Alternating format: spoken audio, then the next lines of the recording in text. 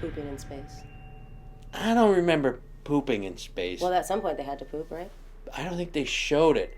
Although they did. This movie originally had a half hour more material in it. All pooping. Than we. No, it wasn't pooping.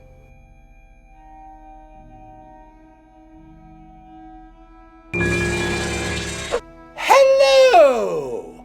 I am Robert. And I'm Madeline. Today we're going to talk about the movie Event Horizon from 1997. It's about a rescue crew who gets a distress call from a spaceship that has disappeared into the Event Horizon and returned with no one, possibly something, aboard. 7 years the damn ship was gone. 7 years. Disappeared for 7 years. The name of the ship is the Event Horizon, which is a term associated with black holes. 18 people missing.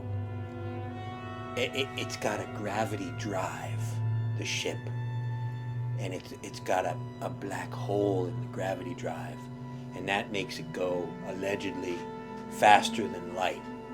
It takes it from one point in time and leaps it. In space. Light years. There's no time travel, I don't think. It just disappeared for 7 years. I don't fucking know. Maybe it's jumped ahead 7 years. No, it jumps ahead, light years ahead, into the Event Horizon, and it's come back. That's how they get the distress signal. It's come back from the Event Horizon. Do you recall where the ship is in our solar system? I don't. Although I really love to make a Uranus joke, it's by Neptune. Okay. It's by Neptune.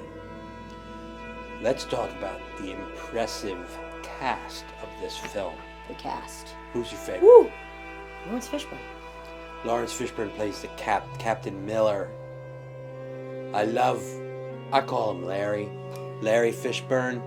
Of course, he was Morpheus from The Matrix. He was also on Pee-wee's Playhouse. One of his first television roles. He was Cowboy Curtis on Pee-wee's Playhouse. Who else is in here? The guy from Jurassic Park. Good call. Sam Neill. And I gotta say, well, he's a fantastic actor. But he kind of plays like the heavy in this. Mm-hmm. It's all right.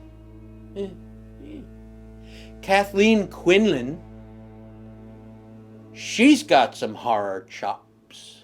What was she in? The Hills Have Eyes. Yeah, that's a scary movie. She's also in Twilight Zone, the movie. I thought you were going to say Twilight, and I got excited. I don't think she was in that.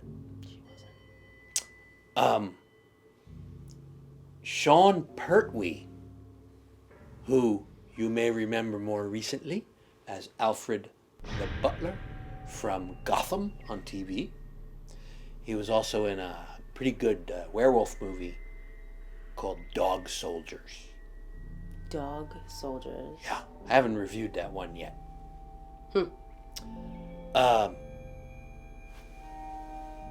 It's kind of like this movie. The premise is there's a haunted spaceship, to put it very simply. But, nobody knows where this ship has been for 7 years. It was supposed to go to the nearest star, Proxima Centauri, and then come back. And it should do it quickly, right? Because it's a faster than light spaceship. But everybody's either dead or missing when it comes back. And these guys have to figure it out. So, you talk about horror movie tropes, don't split up, don't go in the basement, that kind of stuff. We got that. We also got space movie tropes. What happens in space movies? Distress calls. Obviously. And Weightlessness. there's some of that. Pooping in space. I don't remember pooping in space. Well, at some point they had to poop, right? I don't think they showed it. Although they did. This movie originally had a half hour more material in it. All pooping. Than we.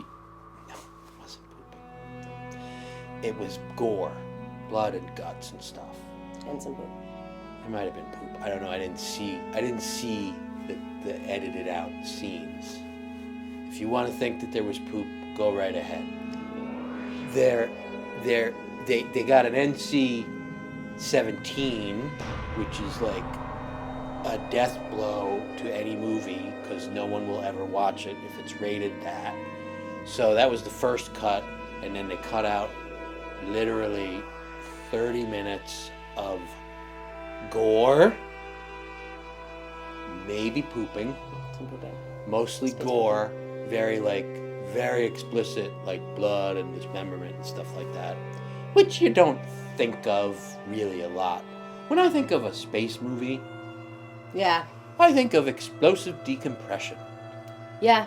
And there's some gore associated with that. The terror associated with isolation is a little bit different in space, you know? Yes.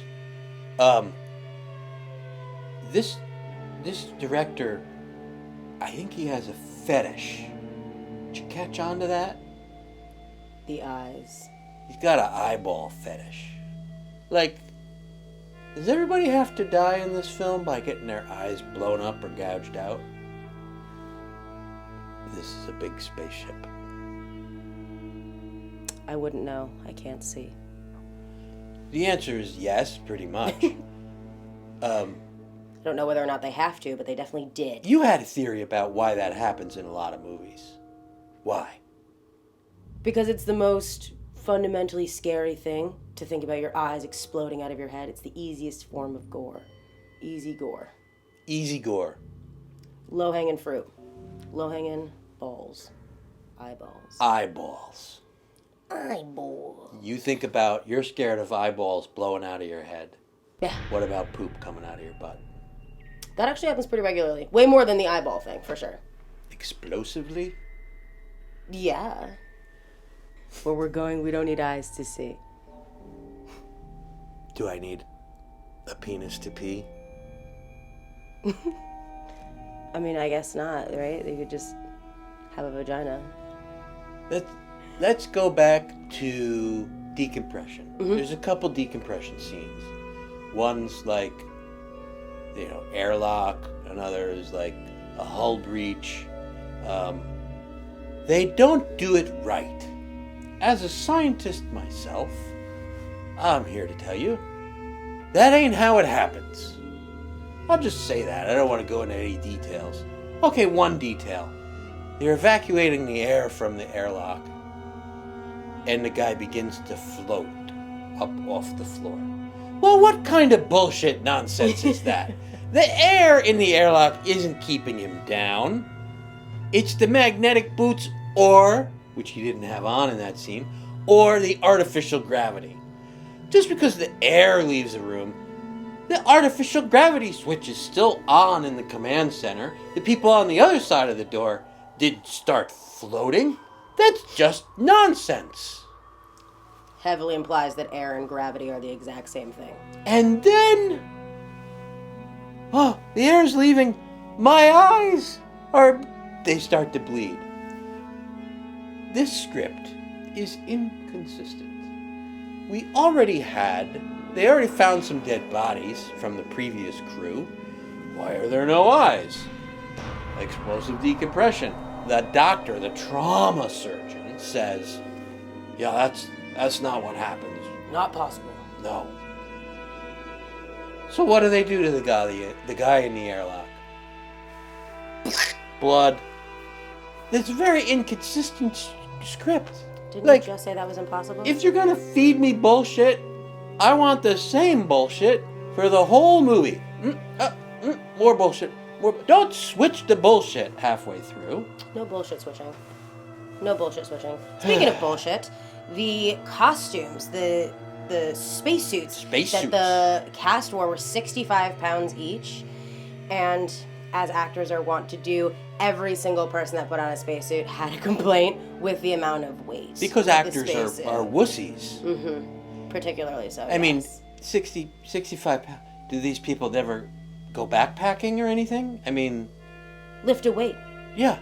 Work out every once in a while, people. Get prepared for your job. I don't understand. They even had, stands, like, okay, I'm gonna back into the stand here. Now take my 65-pound suit off so I can go to Crafty. Come on! Idiots.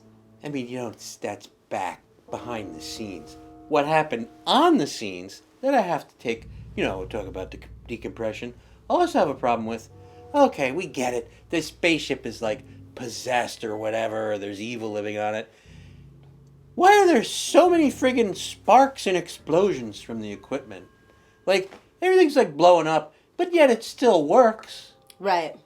It still works. Entire doors are being blown from one section to the other, and everybody's like still running around like everything's regular. In space, too, which is crazy. Everybody's got a sad or a spooky backstory going on. All the crew, the Lawrence Fishburne crew, the rescue guys, like one of them has a dead wife and somebody else has a really sick kid and somebody else watched somebody die at one point. And of course, all these backstory flashbacks have to reenact them. The evil or whatever has to reenact all this nonsense. Listen,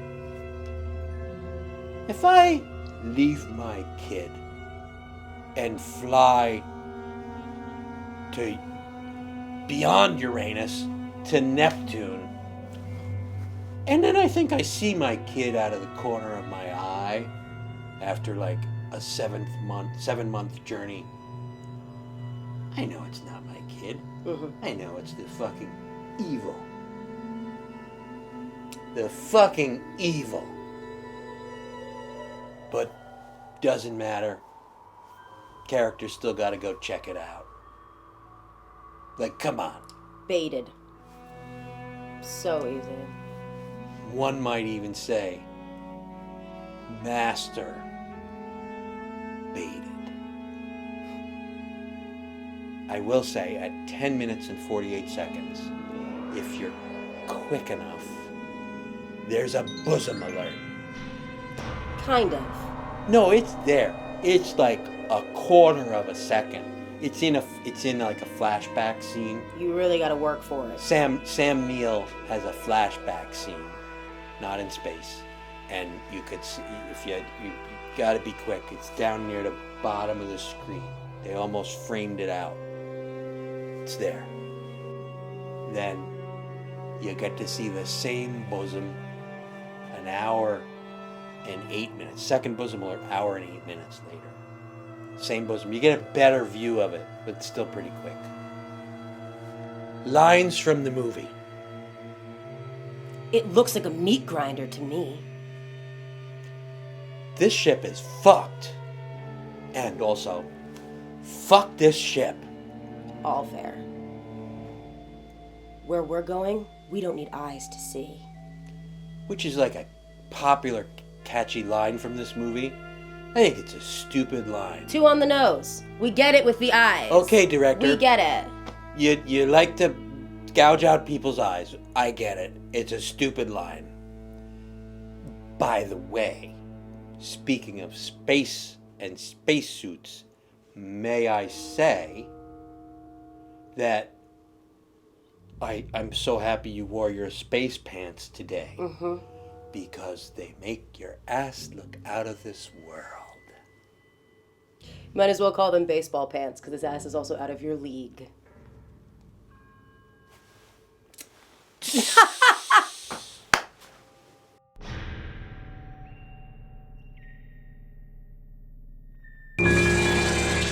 I give it 2.5. Nice. I mean, I respect that. Listen, there's a lot of people that love this friggin' movie. Cult classic. They think that it is the best horror movie ever made.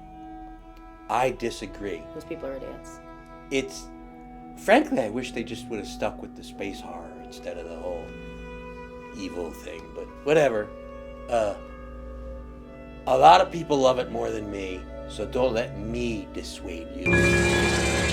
Hello! I am Robert. And I'm Madeline.